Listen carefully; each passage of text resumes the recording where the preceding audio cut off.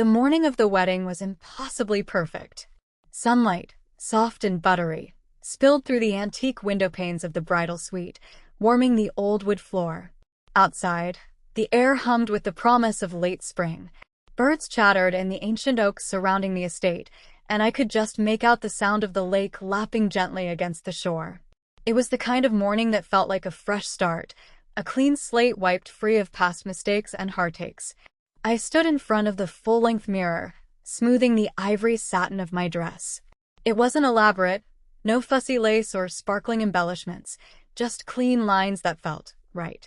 It felt like me, finally comfortable in my own skin. For years, after my first marriage imploded in a mess of lies and loneliness, I'd convinced myself that happiness like this wasn't meant for people like me. Single mothers, starting over from scratch. We weren't in the fairy tale market. We were in the business of survival. Building a life for Lucas and myself had been a slow, painstaking process, like laying each brick with raw, aching hands. Then came Mason. I met him through a mutual friend at a local charity drive we were both volunteering for. He wasn't like anyone I'd known before. Kind, steady, with eyes that actually saw you. He didn't try to fix me. He just stood beside me, a quiet, unwavering presence. He saw Lucas not as baggage, but as a wonderful, bright kid. Their bond was instant and heartwarming. Lego wars, whispered secrets about building a treehouse, the way Lucas's face lit up when Mason walked into a room.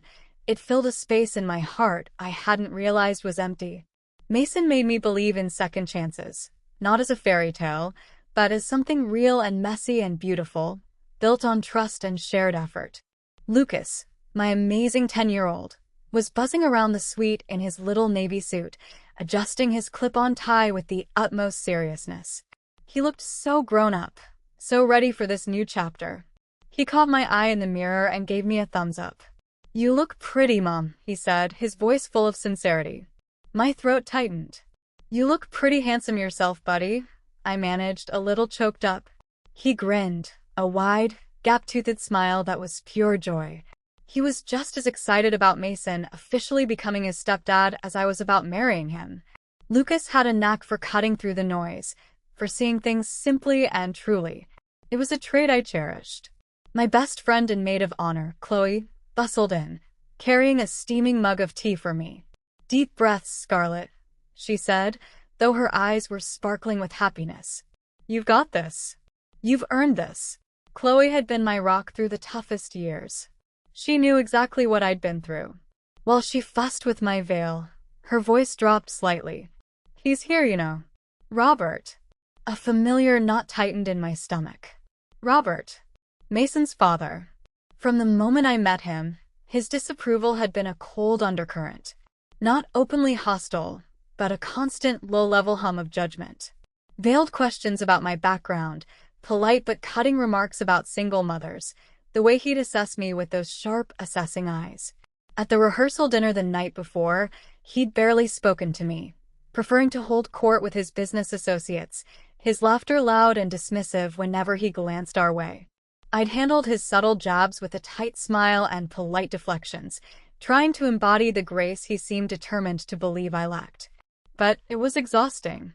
I told myself his opinion didn't matter, that only Mason's and Lucas's love counted.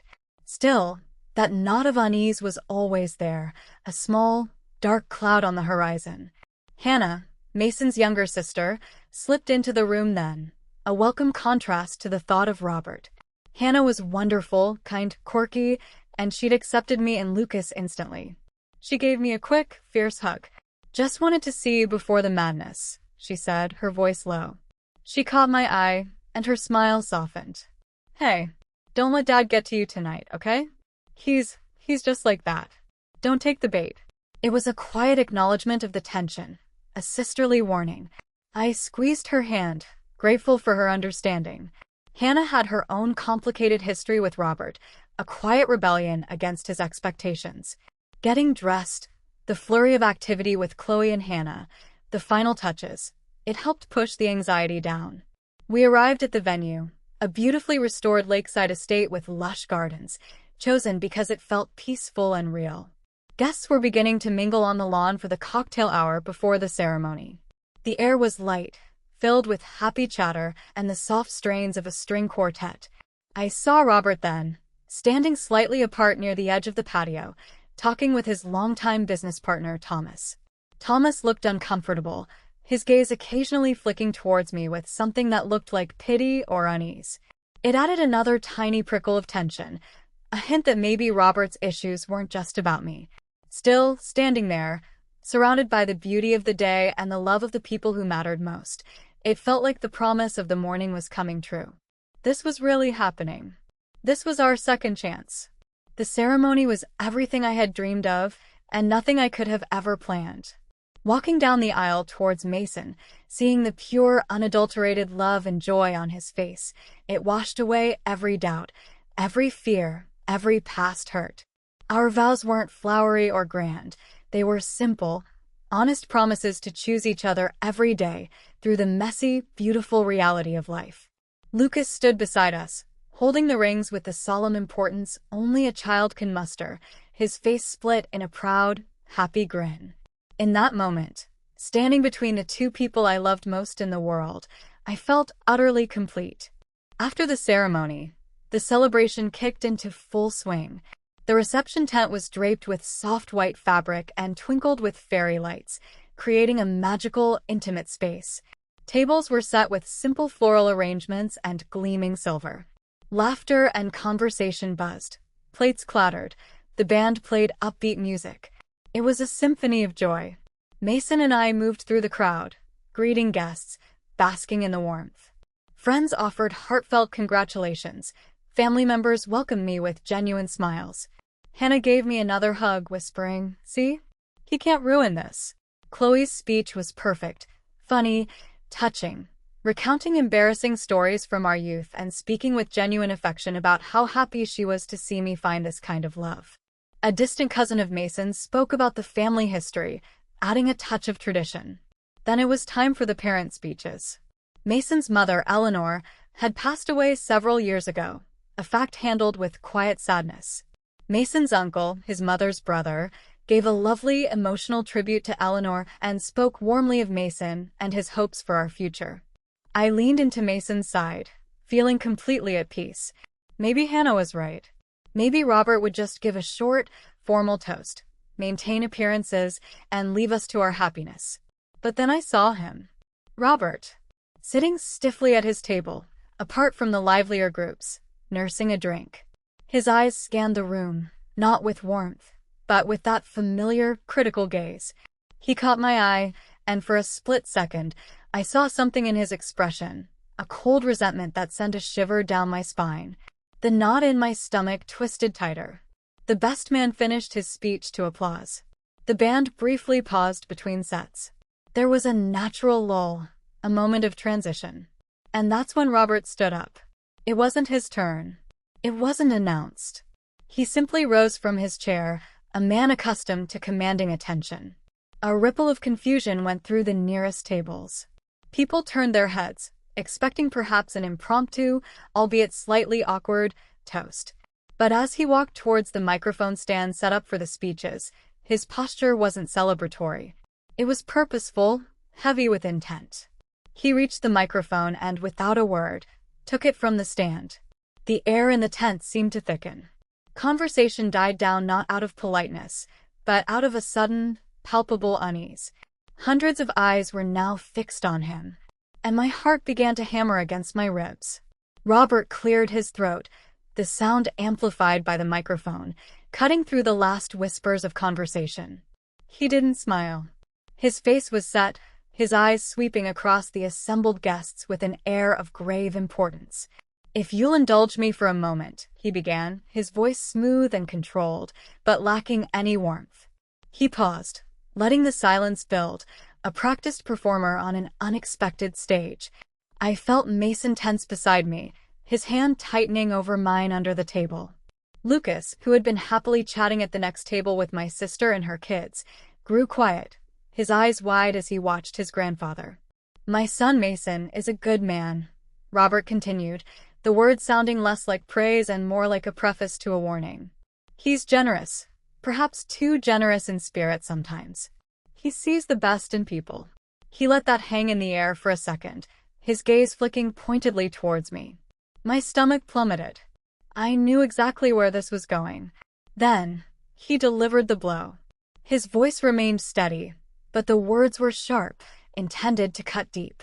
"I think," Robert stated, his voice carrying across the silent tent, "everyone here should understand precisely what this union is about."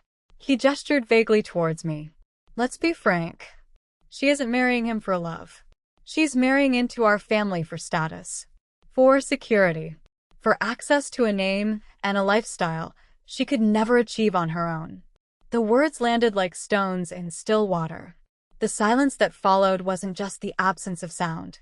It was a heavy, suffocating presence. Forks clattered onto plates. Someone gasped. Conversations died mid-sentence, unfinished fragments hanging in the air. Every single eye in the room pivoted and fixed on me. The sheer volume of stares was overwhelming. Hundreds of faces, once filled with smiles and festive cheer, were now masks of shock, confusion, and yes, some undeniable suspicion. My cheeks burned. My heart hammered against my ribs like a trapped bird. A wave of nausea rolled over me. Shame, hot and biting, climbed my chest. The injustice of it took my breath away.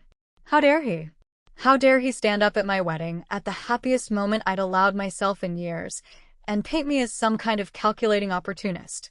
Every instinct screamed at me to jump up, to defend myself, to list every sacrifice I'd made, every late night worked, every struggle overcome to build a life for my son without relying on anyone. To expose his judgment, his arrogance. But the words caught in my throat. My mind raced, a chaotic mess of anger and hurt, but my body was frozen. I sat there, pinned by the weight of his accusation and the collective gaze of the room.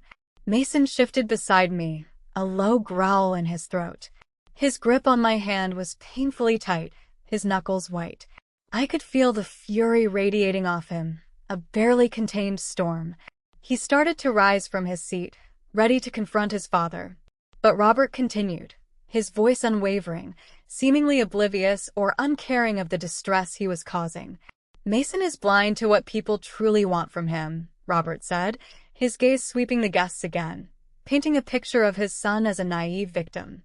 He raised his glass slightly, a mock toast. "Here's to seeing things clearly before it's too late." He finished, took a sip of his drink, and calmly sat down, the microphone clattering on the table. The sound echoed in the stunned silence. I stared down at my plate, my vision blurry with unshed tears. A perfectly ordinary cherry tomato had rolled off my salad and sat on the edge of the plate, absurdly normal in the middle of this shattering moment. Around me, the world felt like it was spinning off its axis, but that small, red tomato remained perfectly still. The silence stretched, thick with unresolved tension and the bitter taste of public humiliation. I felt completely exposed, vulnerable, and achingly alone. The silence felt endless, punctuated only by the soft sounds of uncomfortable shifts and hushed whispers around the room. Mason turned to me, his face a mask of pain and rage. "Scarlett, I am so sorry," he whispered, his voice thick with emotion. "You don't deserve this." I shook my head, unable to speak, unable to process his apology through the haze of my own pain. I didn't want him to be sorry. I wanted this moment to unhappen. I took a shaky breath, trying to gather myself. If Robert wanted to see me break, I would not give him the satisfaction. I straightened my spine, lifted my chin slightly, and met the curious, sometimes pitying, gazes directed at me. I was about to speak, about to find my voice and somehow claw back my dignity from the wreckage Robert had created, when I saw him. Lucas. He had gotten down from his chair at the next table. He wasn't looking at me or Mason. His gaze was fixed on Robert.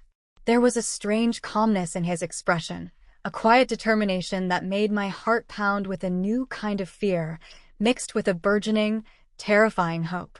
He wasn't crying, wasn't looking for comfort. He was walking, slowly and steadily, towards the front of the room, towards the microphone.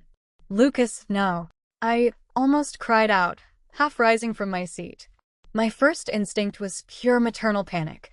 protect him, shield him from this ugly adult mess. But he didn't falter. He walked with a quiet purpose that belied his 10 years. People turned to watch him, a small boy in a too-big suit, walking into the heart of the tension. He reached the microphone stand. He was too short.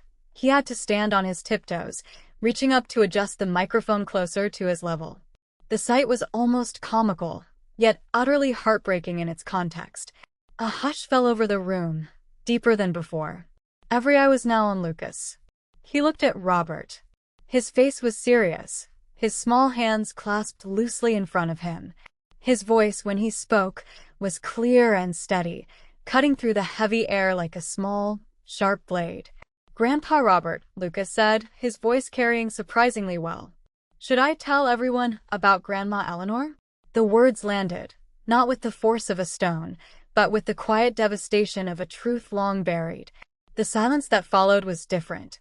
It was absolute, shocked, punctured by a collective intake of breath. A wine glass tipped over at a nearby table, unnoticed, red liquid spreading on the white linen like a wound. Someone audibly gasped. Robert's face, moments ago smug, went completely ashen. His eyes went wide, fixed on Lucas with a mixture of disbelief and dawning horror. He opened his mouth, but no sound came out. He looked from Lucas to the guests, his gaze frantic, as if trying to gauge how much his grandson could possibly know, how much damage a child's simple words could do. The answer was written on every stunned, horrified face staring back at him. All the energy that had been directed at me, the suspicion, the judgment, whipped around and focused squarely on Robert.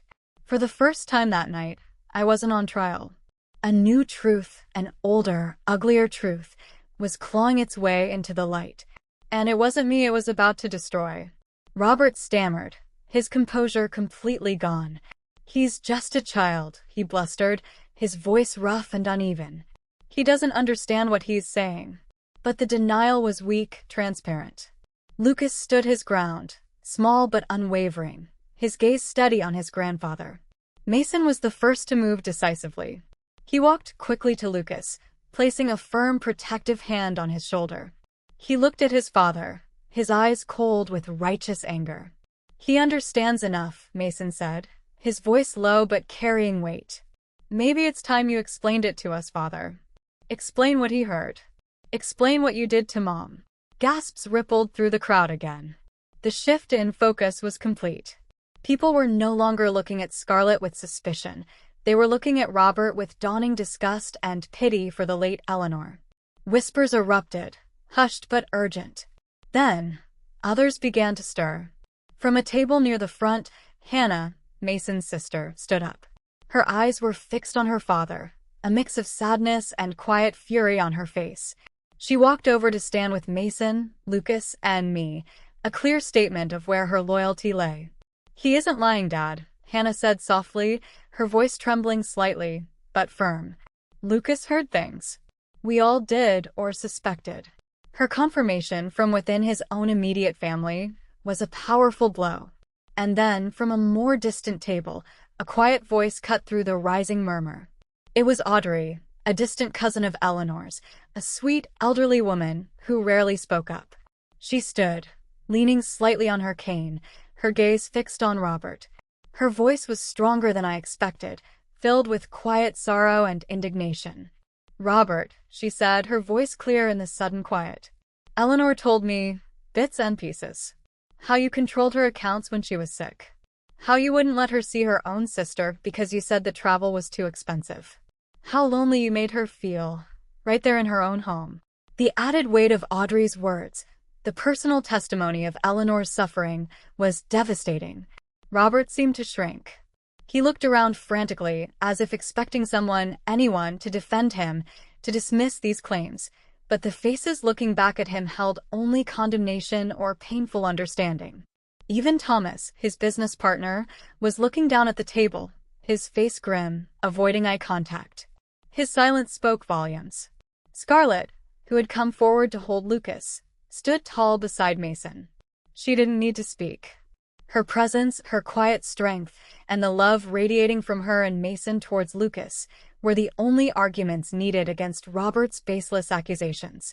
Robert stood up abruptly, knocking his chair over with a loud scrape. His face was a contorted mask of rage and fear. "This is a family matter," he roared, louder this time, trying to regain control through intimidation. "Not for these strangers." "No, Father," Mason said, his voice now cutting like ice. "Family matters are built on respect and love. You threw all that away long before tonight. You made this public when you stood up there and lied about my wife." Robert was cornered. He looked around wildly, trapped by the truth exposed by a child and confirmed by those who had stayed silent too long. Seeing there was no escape, no one willing to back him, he seemed to deflate. The wedding planner, discreetly but efficiently, motioned towards 2 security personnel near the entrance. They began to approach quietly. Mason saw them. He looked at his father, his expression one of cold finality.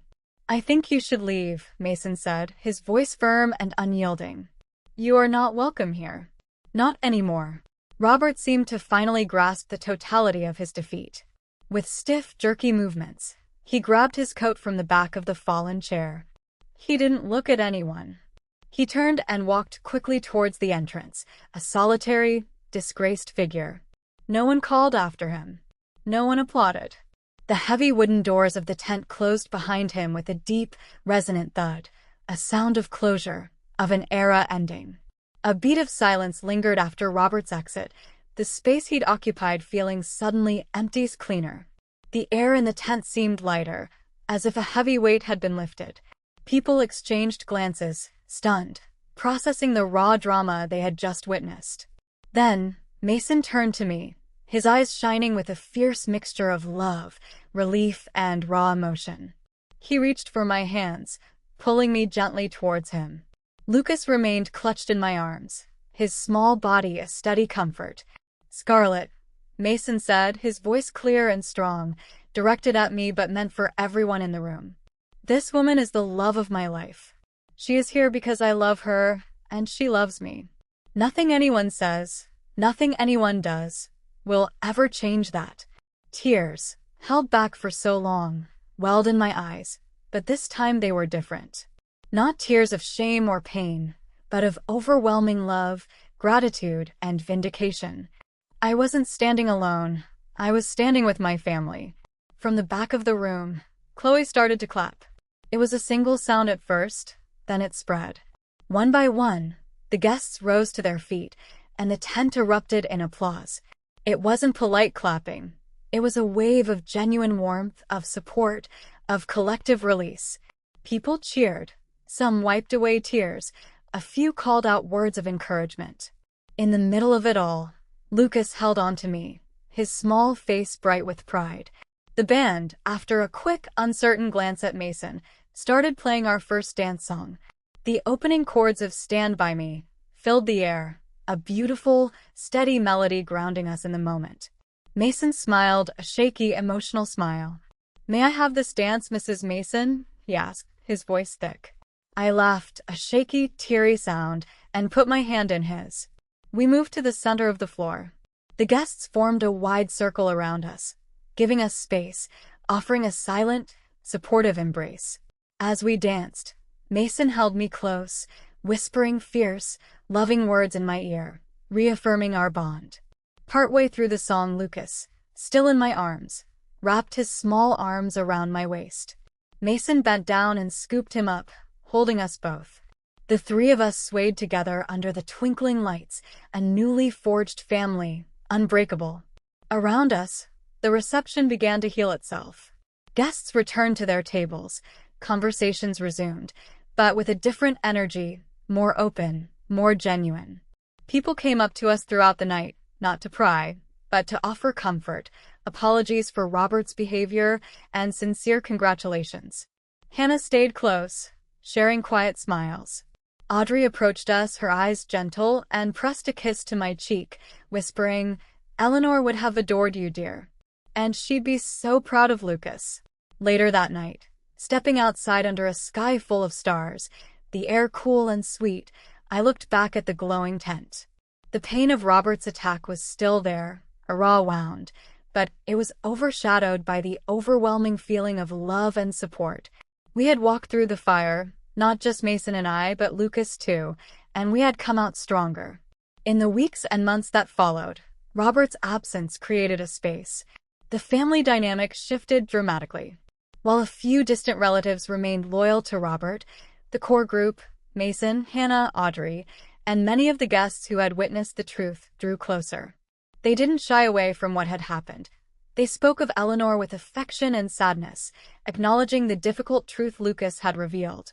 Robert's carefully constructed facade had crumbled, and with it, his ability to control the narrative, or the people in his life.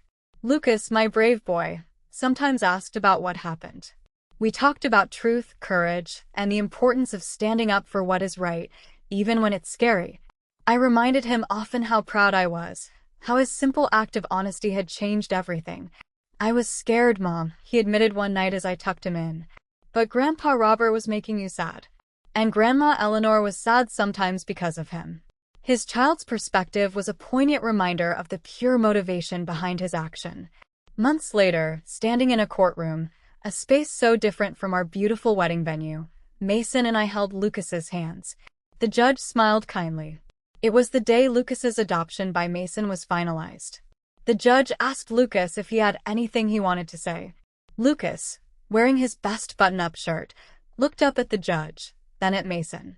Mason's always been my real dad, he said simply, his voice clear. Even before today, there wasn't a dry eye in the room.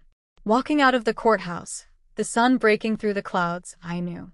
Family isn't just built by blood or status, as Robert believed.